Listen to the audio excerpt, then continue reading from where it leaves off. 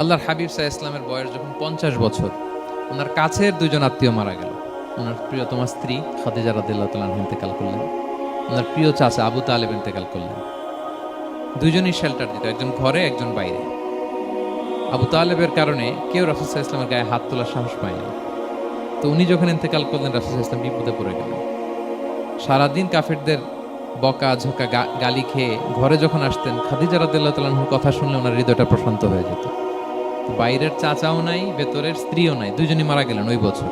ওই বছরকে বলা হয় আমুল হুজন, মানে দুশ্চিন্তার বছর।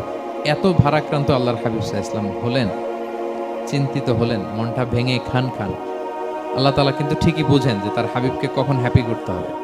আল্লাহ তাআলা তখন সাইয়েদনা জিবরাইল আলাইহিস সালামকে পাঠালেন যে যাও, আমার বন্ধুকে আর পৃথিবীতে থাকার দরকার নাই, আমার বন্ধুকে ঊর্ধ্ব জগতের নৈশ ভ্রমণের ইনভাইটেশন দিয়ে আসো, মানে মেরাজের ইনভাইটেশন দিয়ে আসো। পড়েন সুবহানাল্লাহ। সুবহানাল্লাযী আসরা বিআবদিহি লাইলাম মিনাল মাসজিদিল হারামি ইলাল মাসজিদিল আকসা, মসজিদে হারাম থেকে মসজিদুল আকসা, তারপরে উপরে সুম্মা দানা ফাতাদাল্লা ফাকানা কাবা কাউসাইনি আও আদনা। আল্লাহর আরশে চড়ে গেলেন, জান্নাত জাহান্নাম দেখিয়ে, নতুন কিছু গিফট দিয়ে, তার পেয়ারা হাবিবের মন ভালো করে এরপরে আবার দুনিয়ায় পাঠালেন।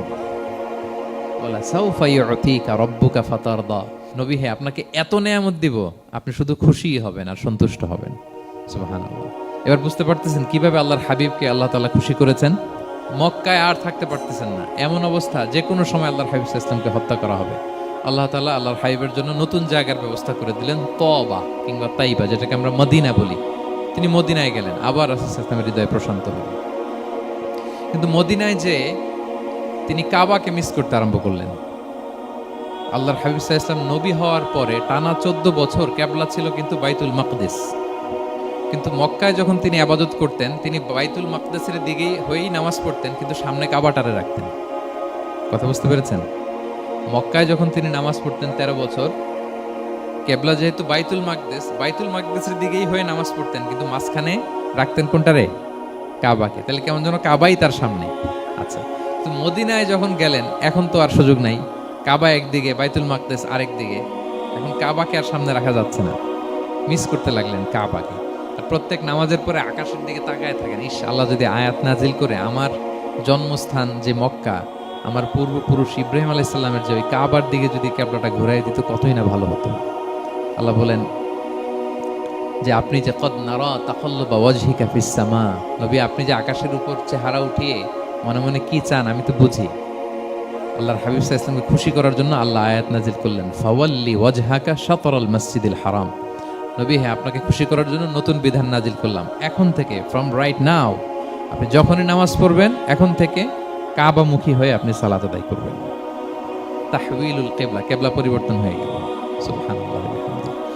আপনারা মসজিদে নববীর পাশে মদিনাতে একটা মসজিদ দেখবেন, এটাকে বলে মসজিদ যুল কিবলাতাইন। এমন মসজিদ যে মসজিদে এক নামাজে 2 কিবলা শেয়ার করা হয়েছিল। মানে এই আয়াত যখন নাজিল হলো, আল্লাহর হাবিব সাল্লাল্লাহু আলাইহি ওয়াসাল্লামের সাথে একজন নামাজ পড়ে যে ওই মসজিদে যে দেখে কিছু লোক নামাজ পড়তেছে ওই বাইতুল মুকদ্দাসের দিকে হয়ে, কারণ তখন পর্যন্ত ওইটাই কিবলা। তিনি নামাজরত অবস্থায় এদেরকে বললেন যে তোমরা তো জানো না, এই মাত্র আয়াত নাজিল হয়েছে, কিবলা কিন্তু আর ওই দিক নাই, ডাইরেকশন চেঞ্জ, এদিকে হয়ে যাও। তো ইমাম সহ মুসল্লি সব ঘুরে নামাজের মধ্যে ওইদিকে হয়ে গেছে। তাহলে একই নামাজে 2টা কিবলা শেয়ার করা হয়েছে, ফলে তখন থেকে মসজিদের নাম হয়ে গেছে মসজিদ যুল কিবলাতাইন, 2 কিবলাওয়ালা মসজিদ। তাহলে দেখেন, আল্লাহর হাবিব সাল্লাল্লাহু আলাইহি ওয়াসাল্লামকে খুশি করার জন্য আল্লাহ তাআলা কিবলা চেঞ্জ করে দিয়েছে। সুবহানাল্লাহ বলতে পারলেন না? এভাবে যখনই আল্লাহর হাবিব সাল্লাল্লাহু আলাইহি ওয়াসাল্লাম বিষণ্ণ, চিন্তিত, মন খারাপ, ওনার মন ভালো করার দায়িত্ব নিয়েছে কে? জিবরাইল এসে শোনাতে লাগলো, আগের জামানায় কেউ 500 বছর 700 বছর হায়াত পেয়েছে। বনি ইসরাইলের অনেক মুজাহিদ 1000 বছর জেহাদ করেছে। কয় হাজার বছর জেহাদি করছে? 1000 বছর। আমরা হায়াত পাই কয় বছর? আমাদের হায়াত কয় বছর অন অ্যান অ্যাভারেজ? 60-70। আল্লাহর হাবিব সাল্লাল্লাহু আলাইহি ওয়াসাল্লাম এটাই বলেছেন যে আমার উম্মতি মা বাইনা 60 ইলা 70, আমাদের গড় আয়ু 60 থেকে 70। ওয়া আকাল্লুহুম মা ইয়াজুজু যালিক, আর সামান্য অল্প সংখ্যকই মানুষ এটাকে ক্রস করতে পারে। এই কথা শুনে যে আগের উম্মত 1000 বছর জেহাদ করছে, এটা শুনে রাসূল সাল্লাল্লাহু আলাইহি ওয়াসাল্লাম আবার কাঁদতে আরম্ভ করলেন, হায় রে আমার গুনাহগার উম্মতের কি হবে? আমার উম্মত তো 60-70ই শেষ, আমার উম্মতের কি হবে? আবার চিন্তিত, আবার কান্নাকাটি। তখন আল্লাহ তাআলা নাজিল করলেন, ইন্না আনসালনাহু ফি লাইলাতিল কদর ওমা আদরাকা মা লাইলাতুল কদর লাইলাতুল কদরি খায়রুম মিন আলফি শাহর। নবী আপনি কাঁদবেন না, ওদেরকে হায়াত দিছি বেশি, কদর দেই নাই। আপনার উম্মতকে হায়াত কম দিছি, কিন্তু আপনার উম্মতের জন্য আমি লাইলাতুল কদর রেখে দিয়েছি। এক কদরের রাতে আবাদত করলে খায়রুম মিন আলফি শাহর, 1000 মাস আবাদত করলে যে পরিমাণ সওয়াব, অতটুকু না, খায়ের, এর চেয়ে বেশি সওয়াব আল্লাহ তাআলা আপনার উম্মতের আমলনামায় দিয়ে দিবেন। আবার আল্লাহর হাবিব সাল্লাল্লাহু আলাইহি ওয়াসাল্লাম মন ভালো হয়ে গেল, ওয়ালা সাউফা ইউতিকা রাব্বুকা, সবাই বলেন ওয়ালা সাউফা ইউতিকা রাব্বুকা ফাতারদা। নবী হে, এত দিব, আপনি শুধু হ্যাপি হবেন, হ্যাপি। এরপরে বদরের যুদ্ধে বিজয় দান করলেন, মক্কা বিজয় দান করলেন, তাবুক যুদ্ধে বিজয় দান করলেন। সব শেষে জান্নাতে ওনার জন্য স্পেশাল একটা জায়গা থাকবে, ওই জায়গায় কেউ বসতে পারবে না। জায়গাটার নাম মাকামে মাহমুদ। ওয়া মিনাল লাইলি ফাতাহাজ্জাদ বিহি নাফিলাতাল লাকা আসা আন ইয়াবআসাকা রাব্বুকা মাকামাম মাহমুদা। এই মাকামে মাহমুদের সিংহাসনে আল্লাহর হাবিব সাল্লাল্লাহু আলাইহি ওয়াসাল্লাম বসবেন, ওনার জন্য স্পেশাল, খাস, কেউ এখানে বসতে পারবে না। তার মানে হ্যাপি শুধু দুনিয়াতেই করবে না আল্লাহ তাআলা আল্লাহর হাবিবকে, আখিরাতেও করবে। আল্লাহর হাবিব সাল্লাল্লাহু আলাইহি ওয়াসাল্লামকে কাউসার দেয়া হবে, ইন্না আ'তাইনা কাল কাউসার। হে নবী, আপনাকে কাউসার দিয়েছি, এমন হাউজে কাউসার, যে হাউজে কাউসারের সামনে পান পেয়ালা, যেটা দিয়ে পানি নিয়ে আপনি উম্মতকে খাওয়াবেন, এটার সংখ্যা আকাশের তারা যত বেশি তার চেয়েও বেশি। হাউজে কাউসারের পানি, এটা দুধের চেয়েও সাদা, বরফের চেয়েও ঠান্ডা, মধুর চেয়েও মিষ্টি। এক ঢোক যে খাবে চিরকালের জন্য তার গলা থেকে তৃষ্ণা মিটে যাবে। He will never ever be thirsty again. একবার খাইছে তো শেষ। পেতে চান সেটা আল্লাহর হাবিবের কাছ থেকে? আমরা পেতে চাই কি চাই না বলেন? ইন্না আতাইনাকাল কাউসার। নবী, আপনাকে আমি কাউসার দিয়েছি। সব শেষে আল্লাহর হাবিব সাল্লাল্লাহু আলাইহি ওয়াসাল্লাম সুপারিশ করার অনুমতি পাবেন, যেদিন কেউ সুপারিশ করতে পারবে না। সবাই বলবে নফসি নফসি নফসি নফসি, থার থার করে কাঁপবে। এক একজন নবী, ইব্রাহিম আলাইহিস সালাম, ঈসা আলাইহিস সালাম, মূসা আলাইহিস সালাম, থার থার করে কাঁপবে। আর আল্লাহর হাবিব সাল্লাল্লাহু আলাইহি ওয়াসাল্লাম ওই মাকামে মাহমুদে সিংহাসন ফেলে দিয়ে সেজদায় শুধু কাঁদতে থাকবে, আর সেজদার মধ্যে বলবে উম্মতি উম্মতি উম্মতি উম্মতি। হে আল্লাহ, আপনি আমার গুনাহগার উম্মতকে বাঁচান। আল্লাহ, আপনি আমার গুনাহগার উম্মতকে বাঁচান। আল্লাহ, আপনি আমার গুনাহগার উম্মতকে বাঁচান। আল্লাহ তাআলা এটা সহ্য করতে না পেরে জিবরাইল আলাইহিস সালামকে বলবেন যে ওয়াসআলহু মা ইউবকিক। জিবরাইল, যাও জিজ্ঞেস করো তো আমার বন্ধু এত কাঁদে কেন, কি চায় জিজ্ঞেস করো। আল্লাহর হাবিব সাল্লাল্লাহু আলাইহি ওয়াসাল্লাম বলবেন আল্লাহুম্মা উম্মতি উম্মতি, আল্লাহ আমার উম্মতকে বাঁচান, আমার গুনাহগার উম্মতকে বাঁচান।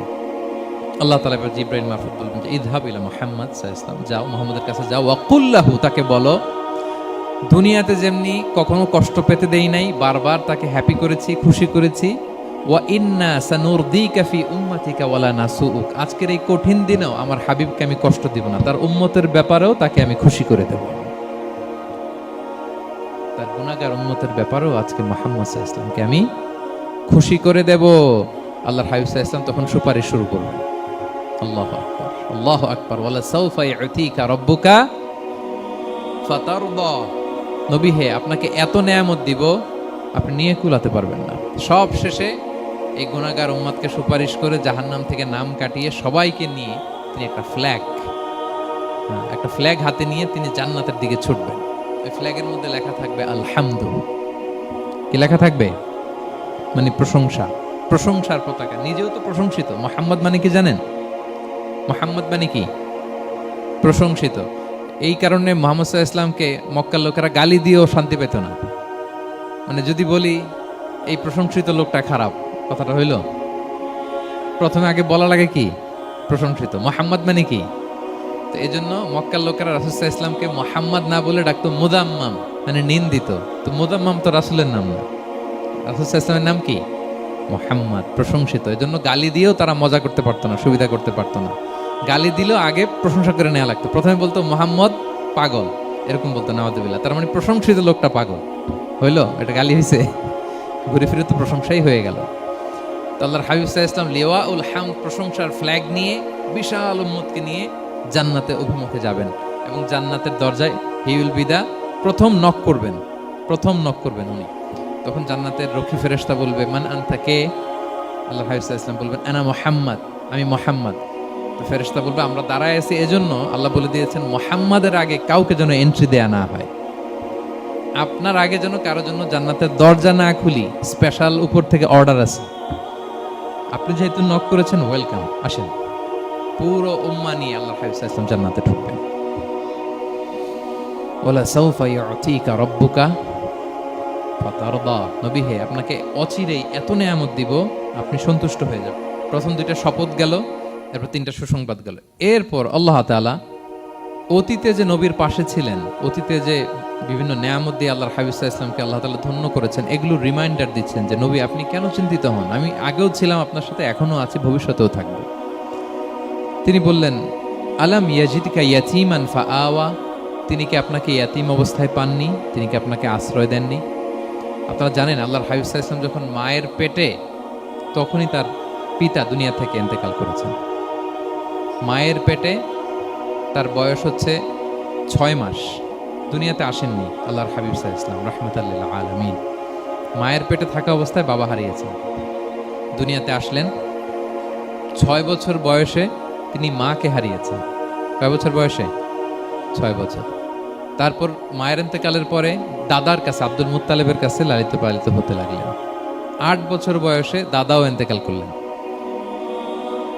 বাবা চলে গেলেন জন্মের আগে, মা চলে গেলেন 6 বছর মানে শিশু থাকতে। 8 বছর বয়সে তো শিশু, দাদাও চলে গেলেন।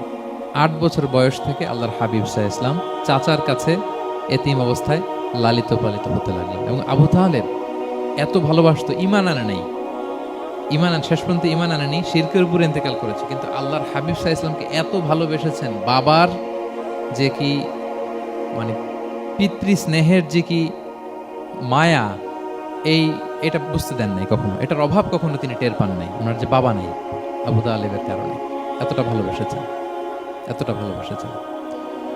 তার মানে কখনোই রাসূল সাল্লাল্লাহু আলাইহি ওয়াসাল্লামকে লালন পালন, রক্ষণাবেক্ষণ, টেক কেয়ারের কোনো গ্যাপ আল্লাহ তাআলা রাখেননি।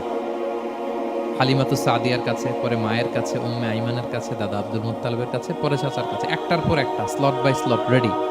সেটাই স্মরণ করে দিলেন যে নবী, এমন তো হয় নাই যে আপনাকে লালন পালনের জন্য কেউ ছিল না। আলাম ইয়াজিদকা ইয়াতীমান ফাআওয়া, আপনার রব কি আপনাকে ইয়াতীম অবস্থায় আশ্রয়ের ব্যবস্থা করে দেননি? মানে তখন তো আমি ছিলাম আপনার সাথে, কেউ ছিল না, তখন তো আমি ছিলাম। তো আপনারা তো ভয় কিসের? আপনি হতাশ হবেন না, নিরাশ হবেন না, হাল ছাড়বেন না আপনি। তাহলে প্রিয় ভাইরা, আল্লাহর হাবিব সাল্লাল্লাহু আলাইহি ওয়াসাল্লাম ইয়াতীম অবস্থায় পৃথিবীতে এসেছিলেন, এবং এজন্য ইয়াতীমের সাথে ভালো আচরণ তিনি করতে বলতেন আল্লাহর হাবিব সাল্লাল্লাহু আলাইহি ওয়াসাল্লাম। যারা ইয়াতীমকে ভালোবাসে, আল্লাহ তাদেরকে ভালোবাসে। এবং আল্লাহর হাবিব সাল্লাল্লাহু আলাইহি ওয়াসাল্লাম বলতেন, আনা ওয়া কাফিলুল ইয়াতীমি ফিল জান্নাতি কাহাতাইন, আমি এবং এতিমের রক্ষণাবেক্ষণকারী এইভাবে প্রতিবেশীর মতো জান্নাতে থাকব। এই দুই আঙ্গুলের মাঝে যেমনি গ্যাপ নাই, আমার আর এতিমের রক্ষণাবেক্ষণকারী তার বাড়ির মাঝখানে কোনো গ্যাপ থাকবে না জান্নাতে। Will be neighbour in paradise, জান্নাতে এরকম আমরা কাছাকাছি থাকবো। আল্লাহু আকবার পড়েন।